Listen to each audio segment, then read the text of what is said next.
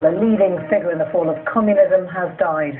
A playwright and dissident, he led Czechoslovakia's so-called Velvet Revolution of 1989, becoming the country's first post-communist president, overseeing its transition to democracy and freedom. David Cameron said Europe owed him a profound debt. Our World Affairs editor John Simpson looks at his life and his achievements. The United States honors this remarkable leader for his many personal sacrifices and contributions to the cause of freedom and justice.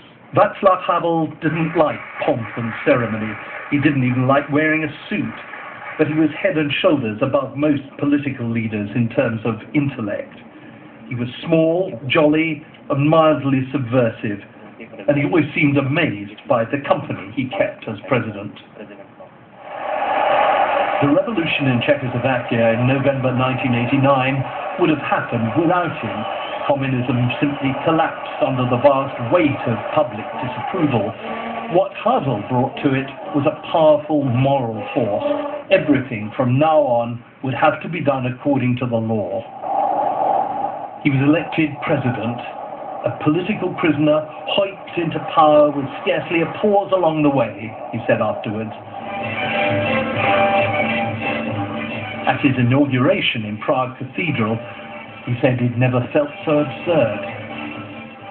During the Prague Spring of 1967-8, when liberal communists allowed far greater freedom, Havel first became known internationally. The BBC's Joan Bakewell went to interview him. The inspiration came, of course, from my experience in our country. But Soviet tanks smashed the Prague Spring. Havel's work was banned and he was jailed. When I went to see him in 1983, the secret police were harassing him constantly.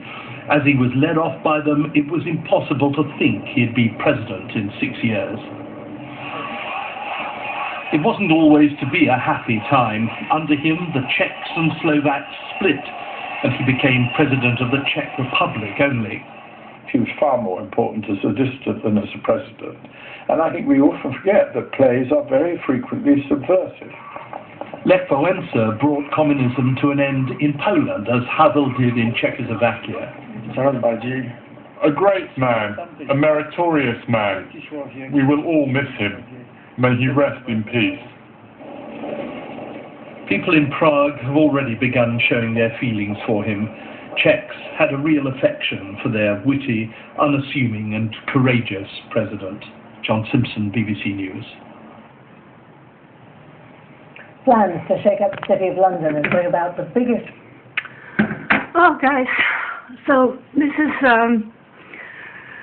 I met Václav Havel when I was studying medicine during the Velvet Revolution. And he came to meet the students, and I also met late Olga Havel, his first wife. I went to interpret together with a Dutch journalist who needed an interpreter that wouldn't be allocated by the communists. So I wrote it, I posted it, these thoughts at one video. I would just copy and paste those thoughts into the description here. I feel really, yeah, it's very sad, and I feel very emotional now. It's as if you lose someone special, someone who you knew personally, and I think the Czech people who remember him, maybe not the youngest generation, just really admire him. He was honest, he was pure, he was not a politician, he was a wonderful human being with a charisma that was just absolutely amazing. And anyway, I can't even think what to say. I'm just, yeah, I feel really shaken. I suddenly saw it in the news in my email, and it was a shock. So this is rest in peace, Mr. Havel. This is best wishes, and I'm thinking about you. I'm in Amsterdam, but unchecked. And just hope that